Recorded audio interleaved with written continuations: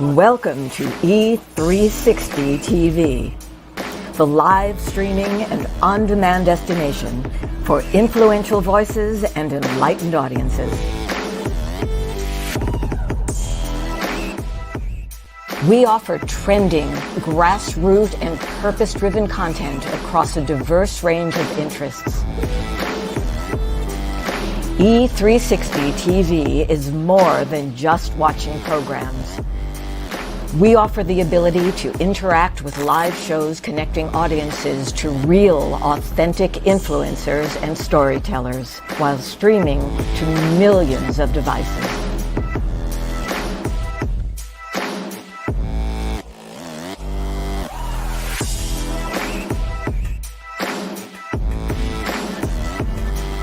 Real experiences. Raw conversation. One destination for it all. E360 TV.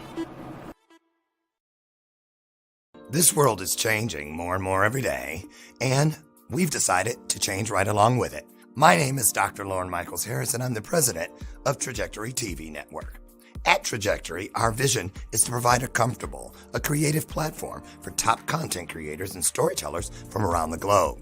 We're also dedicated to providing this world with content that is healing, educational, empowering, exciting, and above all else, entertaining and transparent. So right now, I invite all of you who believe yourselves to be global game changers to use the link found here and simply take a chance. Schedule a virtual chat where you'll have the opportunity to share your vision for your very own global television show with me, the network president. So use that link, and together, let's begin changing and healing this world, one story at a time.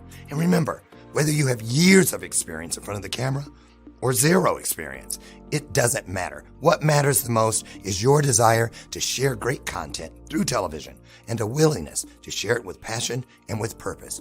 You might ask, how do I know if I've fallen in love with my purpose and my purpose has fallen in love with me? It's easy when you've lost your voice because you just can't stop talking about it. I'll see you soon.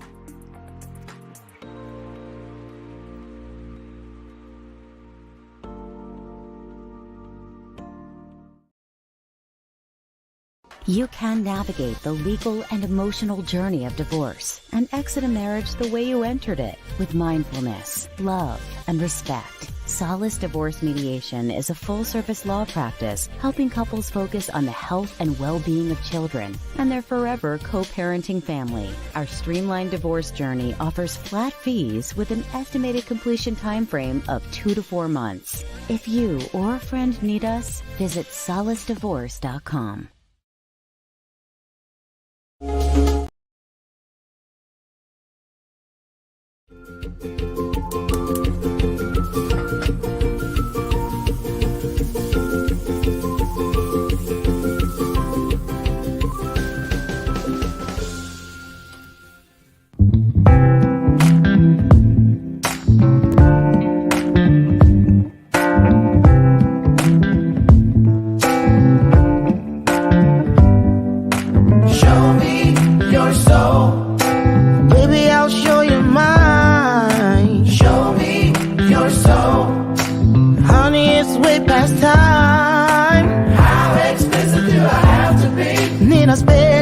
Before you get it, baby, show me your soul. And honey, I'll show you mine. I'll show you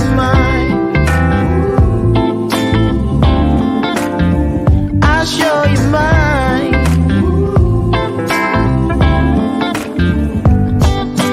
Boy, I'm standing right here holding up a sign, shamelessly displaying my state of mind. You walk right past me, pretending like you don't see what's yours for the taking tonight. Good morning. It's Monday. Good morning, everybody. Welcome to not just Monday and not just today's installment of Bathrobe Moments, but also to Thanksgiving week Monday. Thanksgiving week. Okay. First of all, let me get out housekeeping out. Not housekeeping. Announcement. Doesn't look like our guest is coming today. And I remember when that used to make me feel some kind of way. I'd be like,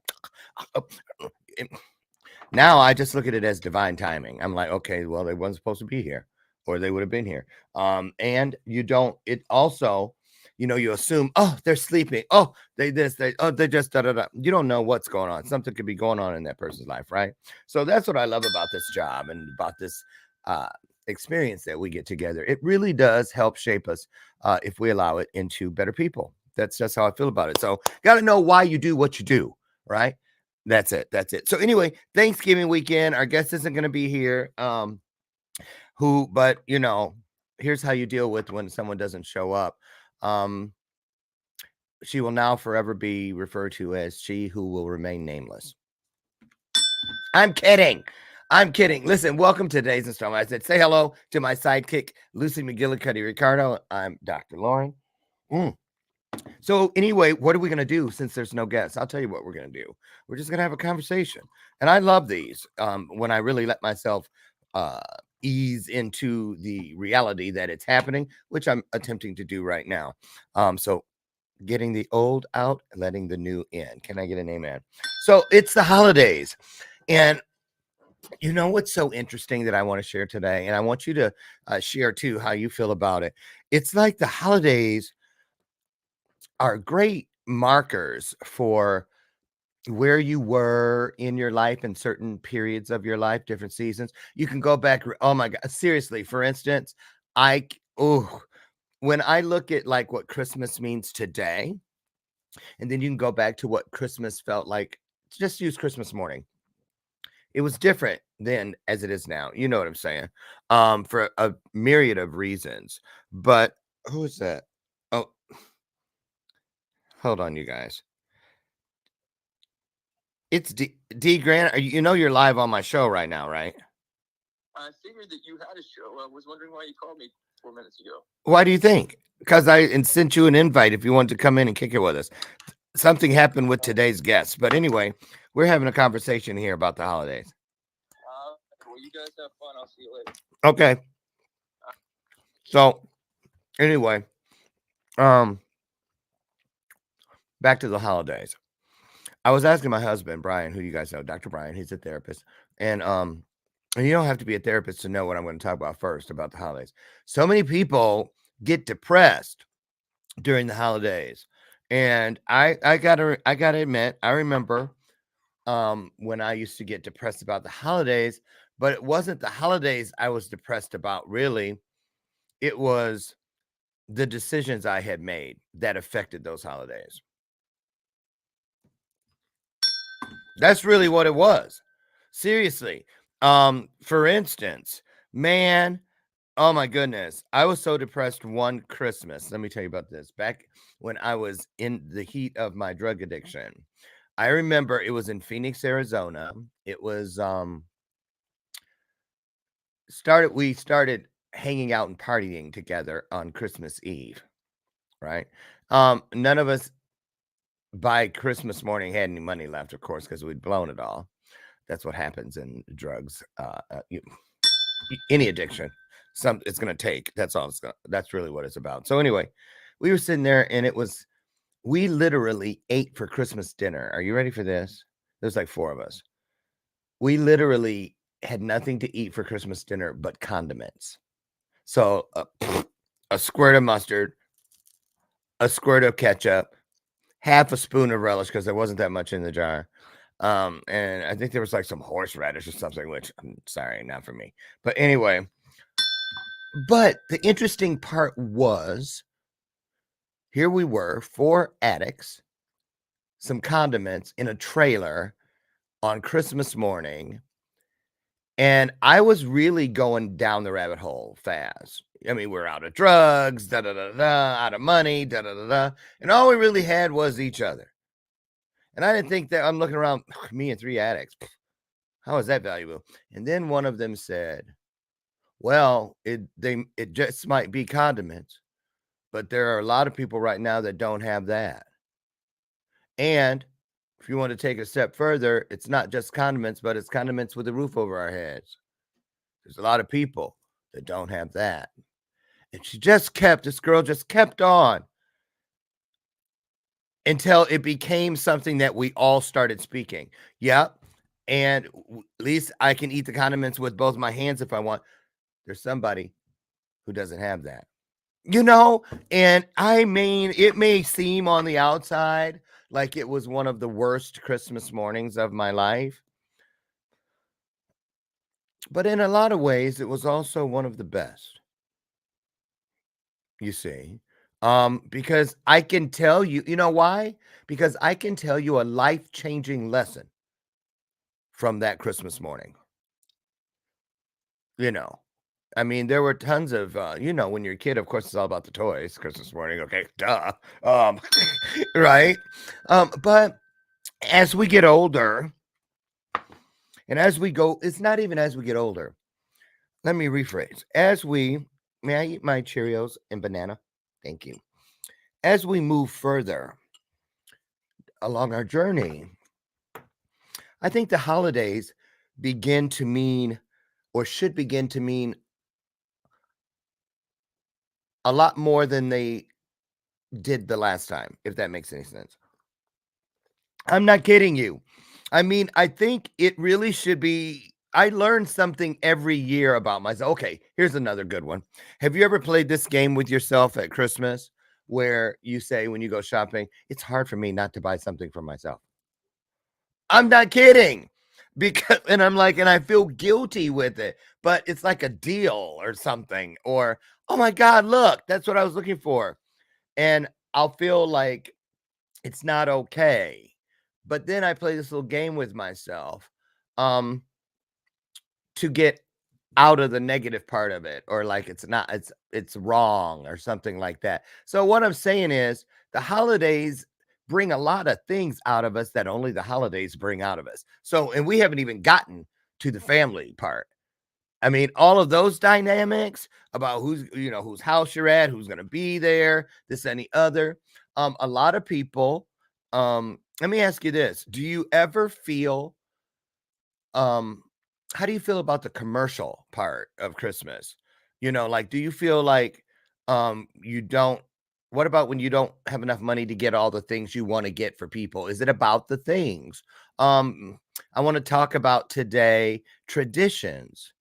I love traditions. Let's start there. I just go there right now. Please put it in the comments. I'm serious. Please put it in the comments. What is your favorite family tradition from the holidays? Take your pick, Thanksgiving or Christmas or New Year's, just that whole holiday stretch from November to January. What is your favorite family tradition? The one that just warms your spirit when you're a part of it. I'll start, and it's interesting for me because I have, the tradition that was in my original home, with my adopted family. And then I have one that from just a few years I had my birth mom, but we had Christmases together, like 15 of them. So that, and then I have the tradition with myself that was in between those two, where it was just me all those years, and I could be anywhere at any Christmas morning.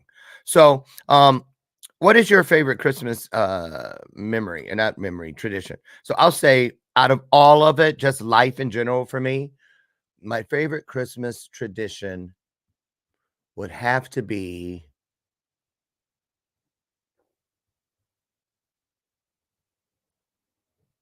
wow, that's hard. That's hard for me. I didn't realize. Wow. Okay, let me see what you guys are saying, because that surprised me right there. That really did surprise. Hi, Thanksgiving is your favorite holiday, Robert? And someone says perspective makes a huge difference. Yes, I should pay more attention to these comments. I'm sorry, you guys. Hi, Lori. How are you? So, well, how are you guys feeling? How are you feeling right now going into the holidays? What are your plans? What are you looking most forward to? I'll tell you this, now that I'm married. So much better for me. So much better for me because even though, okay, they're in-laws. I have my mother-in-law, I have my father-in-law. Um, I love sharing the holidays with them.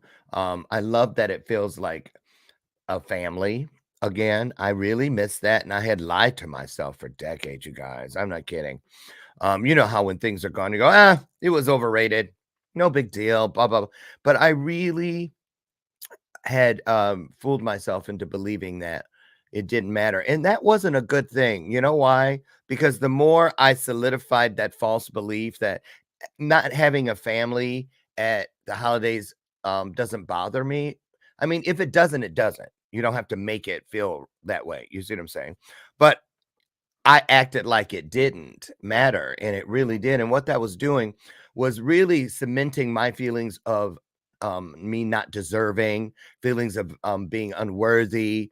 The curse of the orphan continues. I was at some point, and really, that's what I love about the holidays. That's what I'm talking about. It's not just buying and selling and giving and da da da da and receiving and cooking and it's all of that, but it can really help you identify some true raw emotions and the root of a lot of emotions if you allow it to. So, what I'm saying is, I really was doing a lot to sabotage myself.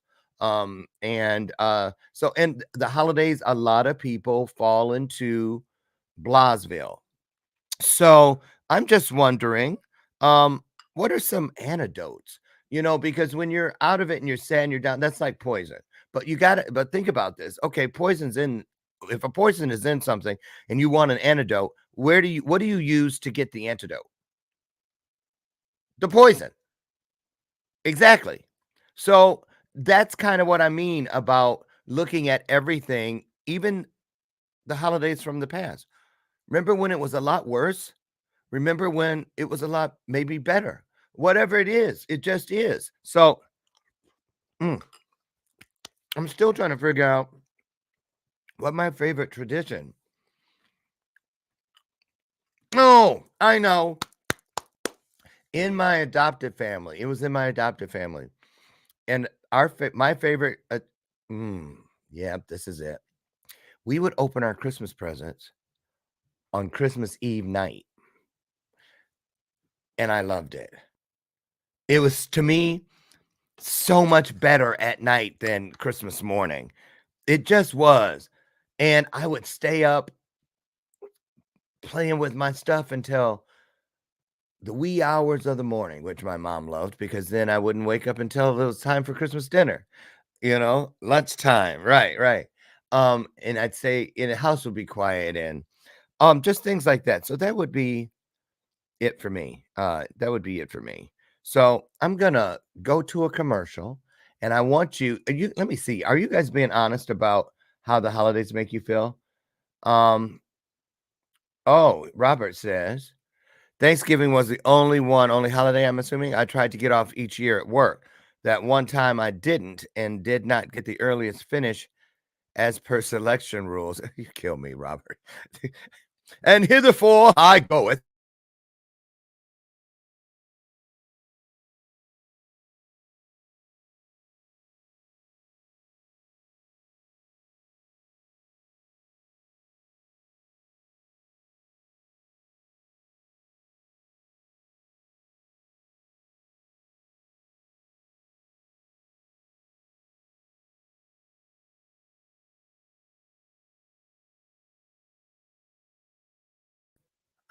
Okay, I'm back. So here's what Lori.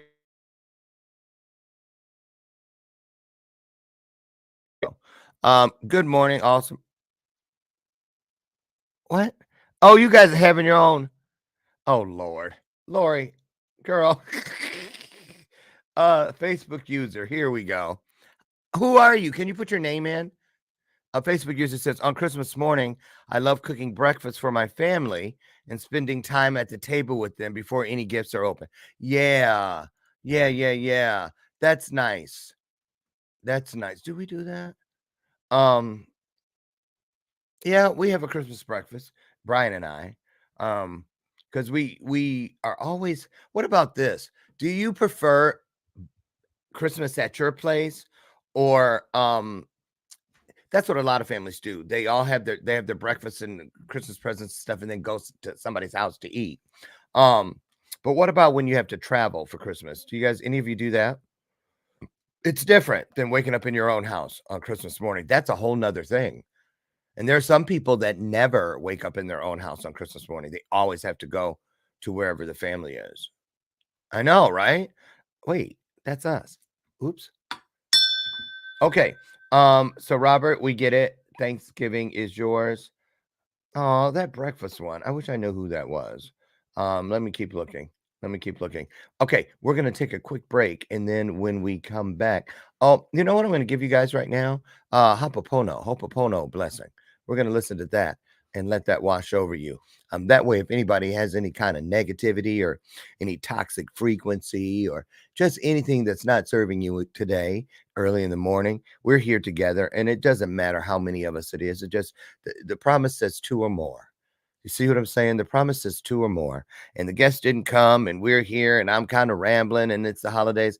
But you know what? A lot of people have a hard time. A lot of people go into the holidays and they don't come out. Think about that. I've been there. So anyway, we're gonna instead of a commercial or something like that, we're gonna have a Hopopono blessing right now. So take this, listen to it, let it wash and pour over your spirit, and then take that spirit out and give it to the world when you leave the show today. Can I get an amen? Here we go. We'll be right back.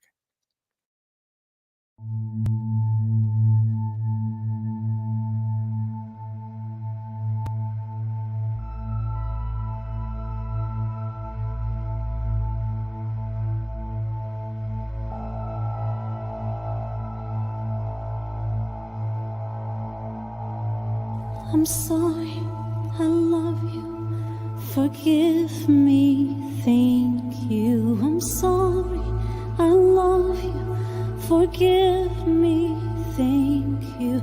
I'm sorry, I love you, forgive me, thank you.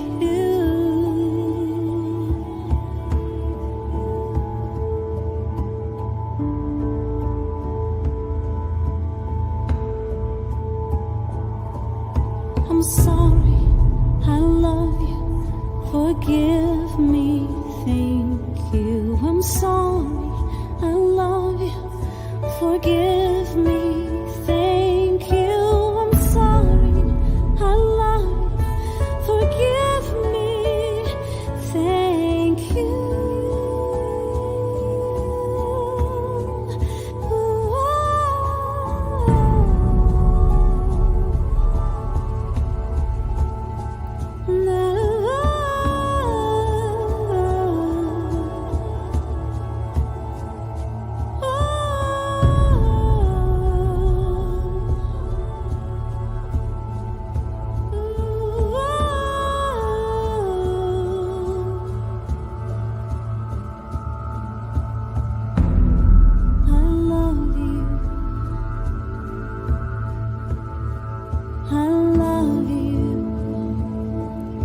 I'm sorry, I love you, forgive me, thank you.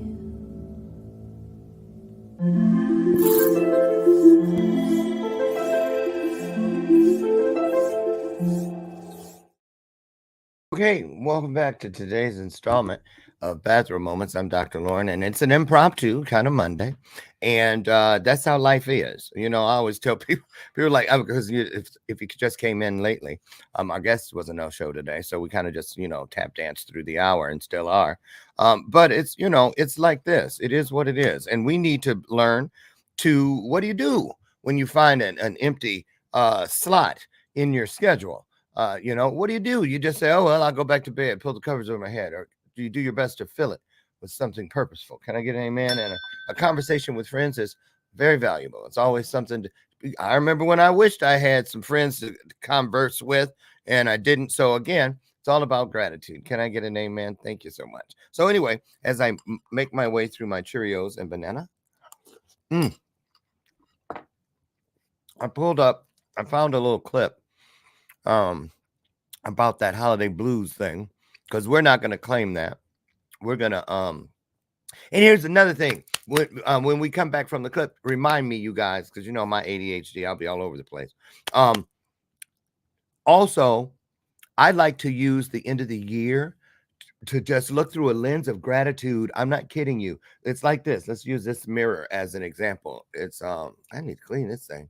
So on one side of the mirror is this year, everything that's happened in 2023, and I look at it and I just am so grateful that I flipped the mirror and I'm looking into my hopes and dreams for 2024. And as long as I can smile on both sides of that mirror, I'm good with that. What's your process for going into the new year? So anyway, let's take a look at this little, it's just like 2 minutes, but it'll give us something to talk on. Feeling the holiday blues? Here are some tips for managing stress and sadness. And I like this because it's through MedStar Health. And so, you know, let's take many a of look. us are excited and filled with joy this time of year. For others, like we just mentioned, the holidays, it can bring anxiety and even that sadness. Theo Hayes spoke with shoppers and a doctor and has more on how to handle the holiday blues. Bring it on. Black Friday is the official start to the holiday shopping season, and many shoppers will tell you there's You a won't lot to find get me done. out there. To feel fully prepared is what the society tells you. You have to get gifts for everybody, and you have to have a good meal and decorate the house. And with that long list of to-dos can come stress. Yes, it can be overwhelming, especially for a broke college struggling student such as myself. I'm struggling, so I gotta prep over prep.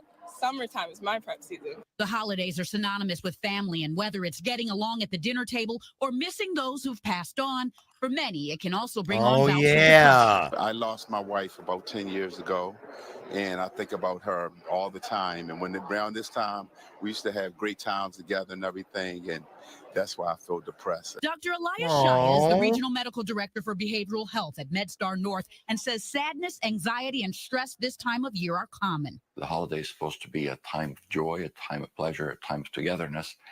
And for some of us, it ends up being a time of being overscheduled and being running all directions, having even financial burdens or financial responsibilities, as sometimes we may even lose the spirit of the holiday and make it a little bit too commercialized, and it becomes all about stress and pressure. No matter what it is you're going through, Dr. Elias says you have to find a way to manage it.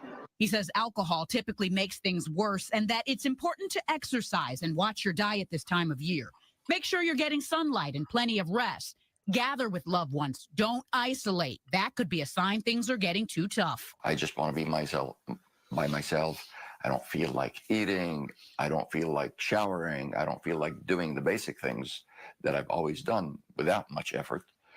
Then it's becoming a serious problem. A problem that could mean it's more than just the holiday blues, and it's time to see a specialist. Theo Hayes, WBAL TV 11 News. Wow. Okay. That makes sense. I had totally not thought about those people who have lost loved ones. Oh, yeah, that's hard. So my takeaway from that was don't lose sight of the spirit of the holiday. Yeah. So let's talk about this. What about, you know how, okay, the spirit of the holiday. Doing something, you know, okay, we give to the bell ringers, you know what I'm saying? That thing where some of us exchange gifts, take things to our neighbors, things like that.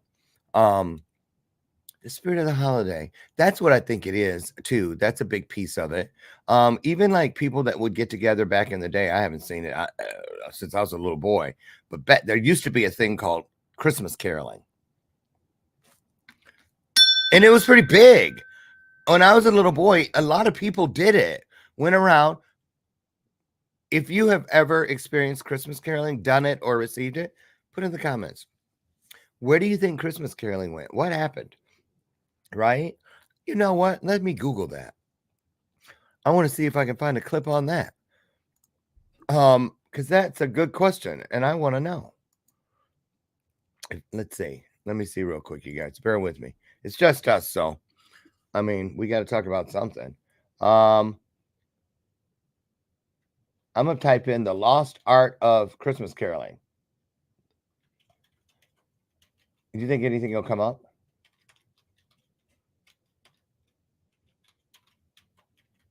I know I type very slowly. History of Christmas caroling. Okay, that's 660 views 6 years ago. That's 3 sixes. Not going to that one. I'm kidding. I'm not superstitious like that.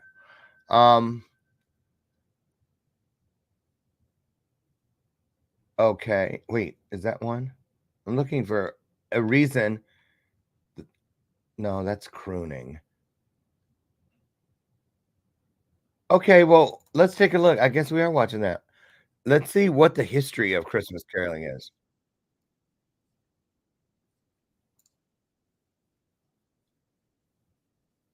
In multiple languages across the globe. Christmas caroling.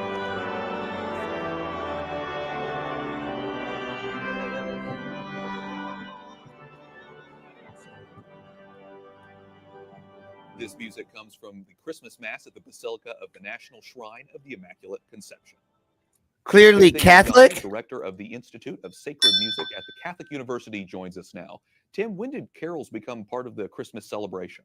Christmas carols became a part of the world's observance of Christmas really in the 15th century. So we're talking the Middle Ages. And so it was mostly an English tradition. And so does the practice of caroling have its roots then specifically in Christmas, or does it have roots? They weren't caroling, they were singing in a church. Christmas carols are one of a number of genres of carols that really are that Okay. are also That's not what I wanted. They were singing Christmas carols at church. That's not, I mean caroling, going door to door. Right? Let me see. Does anybody say anything? And did anybody find anything about that? Oh, I love you too, Lori Whitney.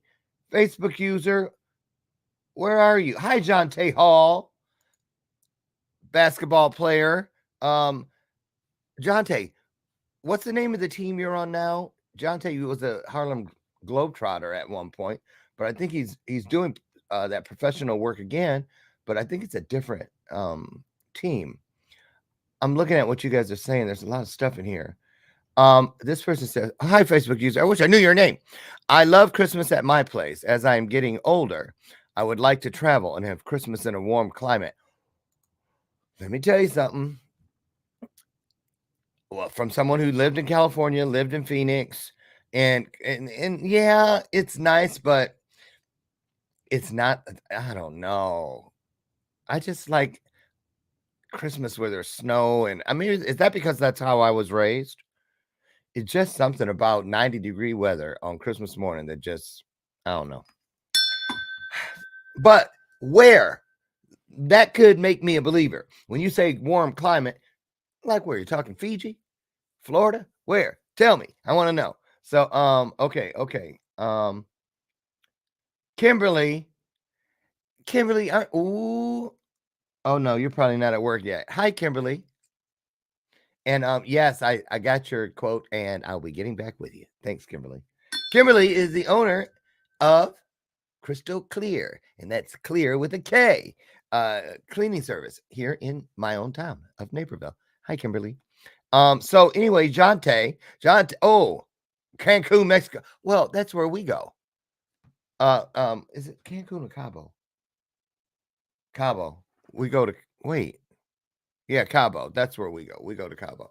But the day after Christmas. But I feel you. So I love, now nothing wrong with 90-degree the day after, but I like to put on my little jackets and go out and play in the snow and lights and stuff hanging on trees and the sound of the crunch of the snow under your boots and fireplaces. And I just, and you can't have a fireplace in 90-degree weather.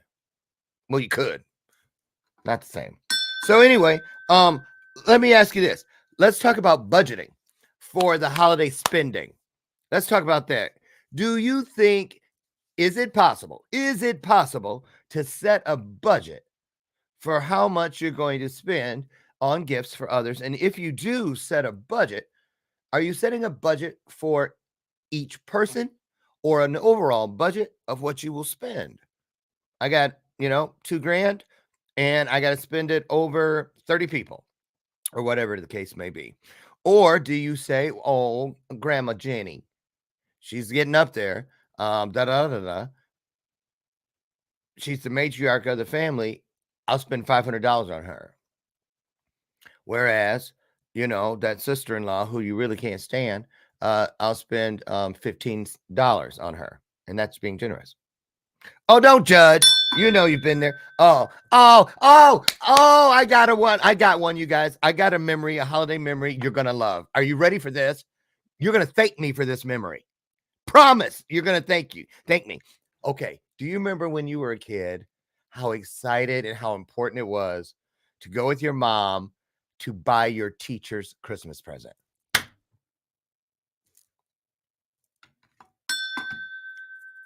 Because the teacher opened them right in front of everybody, right? And you just and you were watching to see. Okay, so there's one. That's a really great Christmas memory. Here's another one. Do you remember being so small with so little money that you could buy your mom's Christmas present from like the pharmacy or like CVS, Walgreens? Remember those champagne bubble bath bottles that were plastic? I'm on a roll. Let's see what's coming in.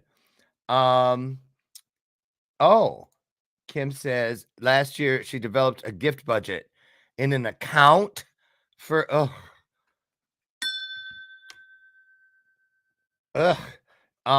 tapping in from KC. Oh, Kansas City. I was just down there. Love Kansas City. One of my foster homes was in Raytown. You know where that is? Kansas City, Raytown, Missouri. Went to Raytown South Junior High School. Here's something. I've never done a vacation on Christmas just to experience it. I love our cold Christmas. Same here. Boom, boom, boom. Okay. Oh, yep. They know about Raytown. So listen. Okay, let's talk about this. One of the gifts I try, and I'm just keeping it real with y'all, that I try to give myself every Christmas, and I'm gonna be honest. I think since 5 years when I started to try this, I think I've actually done it twice. It's not as easy as it sounds. So here's the gift that I give myself. I can't believe I'm even telling y'all this, but it's true. I try to give myself the gift of forgiving someone of something that I swore I would never be able to forgive them for. It was you just went too far. TOO, you went too far. Even if they're not, I can't get to them. Like, I don't know where they are in the world, or they passed on, or whatever the case may be. It doesn't mean I have to, and if they're alive or I could get to them. It's not like, oh, hi, Coffee Cup Chuck. Coffee Cup Chuck. I can't help saying it like that. I'm Coffee Cup Chuck. I love you, Coffee Cup Chuck. We salute you, sir. Check him out, you guys. Google Coffee Cup Chuck. You'll be glad you did. He was here not too long ago. So anyway, forgiving someone. Like 1 year. Hi, Reverend Mary Martin. Oh, you guys, she's gonna come on the show. She's in where are you again, Reverend Mary? She's in some exotic land. This woman, she's like a Christian Black Amelia Earhart. I'm just saying, because she's an adventurous. You'll see. You check her out too. So listen, this thing about forgiveness, like I think I bit off too much the first year when I tried it, because I tried to forgive my very first sexual abuser, when I was in foster care, which was the very first night in foster care. And I tried to do it that year with but I learned a lot about myself. So it was healing, because I, almost had a panic attack and all these things. The triggers started happening. I had a bad dream every night for about a week, and I just wasn't ready. But that gave me more to talk about in therapy, which I just got released from after all these decades about 2 months ago. My therapist said, you don't need to come here anymore. You can always check in. And I was like, at first, what? You're breaking up with me? Right. But no, I get it, So anyway, but then one year, I forgave somebody in one of my families. When I say one of my families, I mean either the adopted family or my biological family, someone in there. And I was able to do it from afar. And then lo and behold, year before last, when I did that movie, Heathen, that family member reached out to me and hadn't spoken in over 50 years. So I think the willingness part that my forgiving that person did, like, cleared some shit off the table or something. It put some air in the wheels so the car that was broken down on the side of life's road could get back on the road of life. Can I get an amen on that one? And it really, yes, beautiful Antigua. Thank you, Reverend Mary, and in Guatemala. And so that year it worked. And then one of the other times it worked, believe it or not, I had to forgive myself that year. I had to forgive myself because I realized I had not done that. That's back when I believe. Here's why that's so important, that we learn to forgive ourselves if we don't know how to do that. Because that's how I learned that darkness is how the light gets in. That is how I learned that in order to, that's when I learned why it's called growing pains and not growing tickles. Because when I realized what this journey truly represents, I can't wait to share this part with you guys. It's like, this was a download I got like last week and I just love it. I was told that what matters the most, Lauren, is not what the world sees. If I was a plant that's up above the soil line, that is a beautiful thing and all that. But the most important thing, and when we're honest with ourselves and we forgive ourselves and we heal and we honor our scars, and we realize that there are really no mistakes, that's just God's way of keeping our journeys interesting. We learn that the most important part of us is our root system, everything beneath the soil. Because if you take care of everything beneath the soil, that means you're taking care of the soil as well.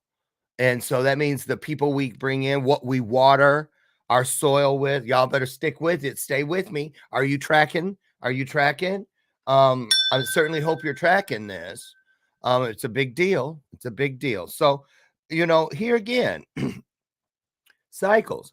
We're talking about the holiday season and how to get through it, and why do so many people get so despondent and lose instead of gain. Fill in whatever on that line after lose or gain.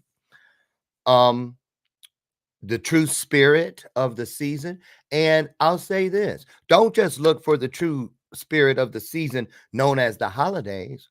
Look for the true spirit of the season, which is your journey.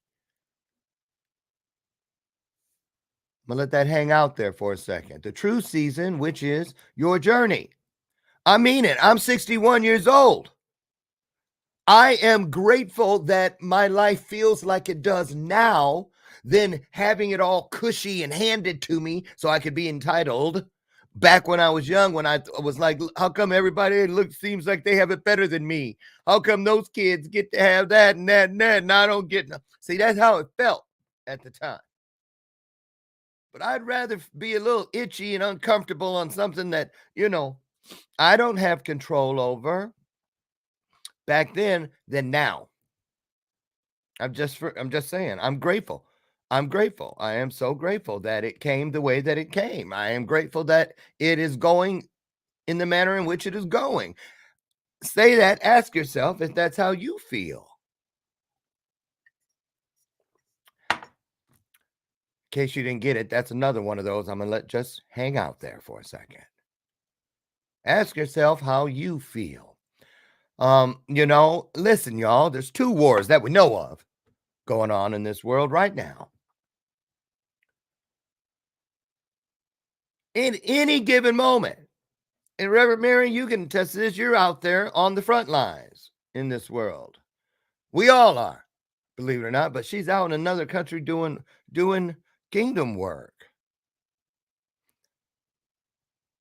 We all know, if now I know we're going to agree on this one because of the pandemic.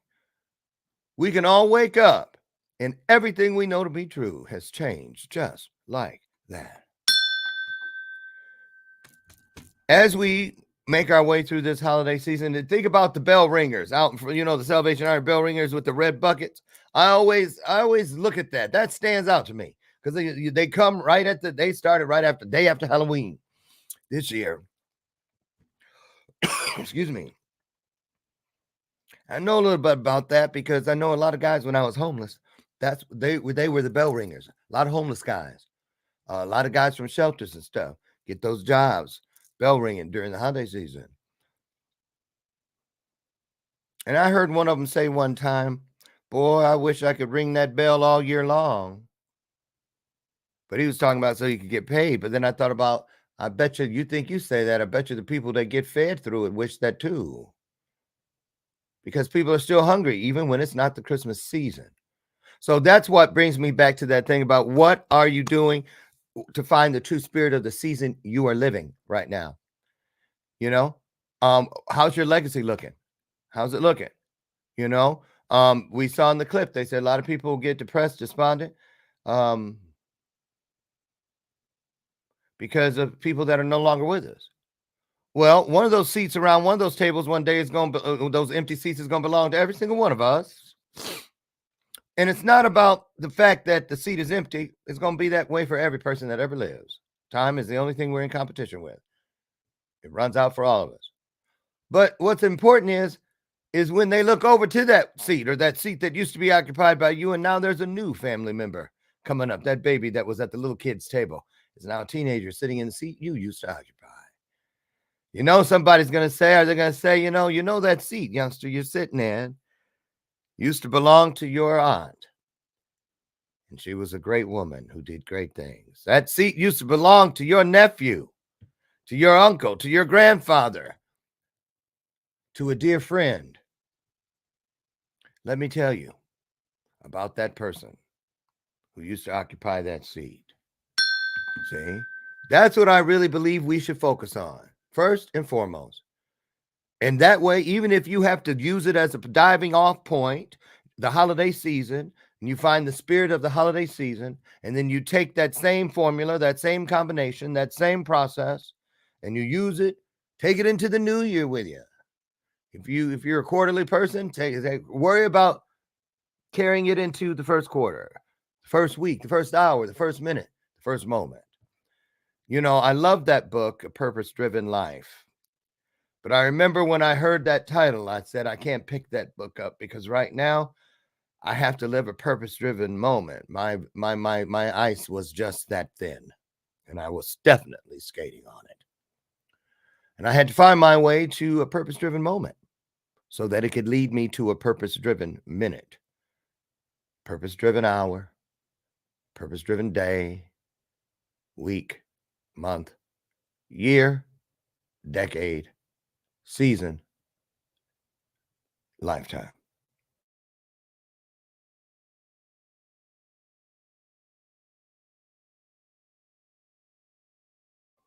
A lot of pit stops, a lot of pull-up stations. So again, I challenge you. That's what it is. I challenge you, each of you, the ones who are watching and listening now, and those who will find this replay. Don't start by acknowledging the fact that, you know what, a lot of things, a lot of twists and turns had to happen for you to be here, for us to be here in this divine moment right now. So everything that's come out in here today was purposely placed here for somebody to find. And when I say to find, okay, we were all here and we found it. But don't, this is just like common sense. People think, what does that mean? Common sense. My grandmother said, if it was so common, how come more people don't use it? So yeah, we found it, but don't assume all of us are going to do something with it. See? Even if you take something like what you've heard here today about finding the spirit of your season, and taking it with you all the way out of this journey. If you take it and you just to safeguard it, and you just don't throw it out and say, well, he's talking to everybody else, not me. Doesn't apply to me. I got it. If you think that, you're going to find out about that ice I was talking about skating on, and it was called thin. You'll see. I'm not burning bread. I'm just stating a fact. So I want you to do this. Find something about how you can find that spirit that we're talking about. And even if you have a junk drawer in your mind, you see, like, look at this. This is my junk drawer on my desk. Look at all this stuff. It looked like, what's wrong with him? But listen, I'm still being a great servant, a great steward. I'm being obedient. I know that those things are there. They're important to me enough to keep them all in one little spot. So when I need it, I know where to find it. I keep it within reach. You can put these things when these nougats come and you hear it and you know, but if you honor that I'm in this divine space, I was supposed to be here. Start looking for why. Seek, and you're going to find it. Take that little morsel, just that little more, whatever it is. Take something of value with you. Didn't cost any of us to be here today, but there is value running through these hills. Take it, share it with others. Bring in, when you guys, I encourage you, when you put your little comments in there, they look like little comments, but they're billboards in the big scheme of this universe, because the truth is so far reaching. And every time you share your vulnerabilities, your achievements, your fears, anything, your truths, you're creating a lane of hope for someone else. And these will turn into one day divine memories. I'm going to close out with this. When you start seeking the spirit of a season, you start seeking the spirit of the reason. And one day when we leave, which we will, when that chair around that holiday table used to belong to us, but now someone else has it. Seriously. Just remember that everything you have done, every tear you have cried, every tear, every pain we have endured has provided a syllable to the story of our journey. They are the syllables that create the words, and those words create the story. Our stories are what will live on people's tongues for thousands of years after we're gone. Don't count on it being what's in a book or in a video, because they may not even be around 100 years from now. But stories that live on the hearts of mankind. Nothing, no AI, no nothing can take that power from us. So take that with you today. Reach for whatever it is in this day that will allow you to find just a little bit of your highest self, and find the season, the reason, and the joy of the spirit of the season that is yours. That's what I'm going to try to do. And I'm grateful to have all of you helping me do it. So with that, get out of here. Have the best Monday ever. We have a show tomorrow, and then we're going to go to replays as we all go and spend time with people we love. Even if it's just ourselves, just remember, I'm with you in spirit. And the reason I love bringing us in here is because don't you just love when we can introduce people we love to those other people we love? Nothing better at all. Get out. Have the best day ever. I'll see you, God willing, tomorrow morning, right over there on the front porch, where together we'll create another divine moment in time right here on Bathrobe Moments. Now get out of here. Don't let my screen door slam on the way out. And I tell you all the time, I love you, and there's not a damn thing you can do about it. Have a great day. Bye-bye, everybody.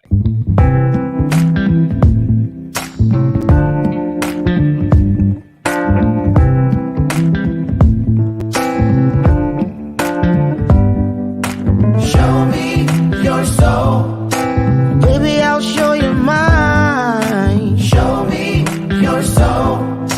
Honey, it's way past time. How expensive do I have to be? Need I spell it out before you get it, baby? Show me your soul. And honey, I'll show you mine. I'll show you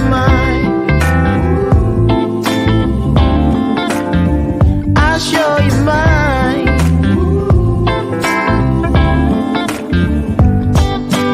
Oh, I'm standing right here holding up a sign.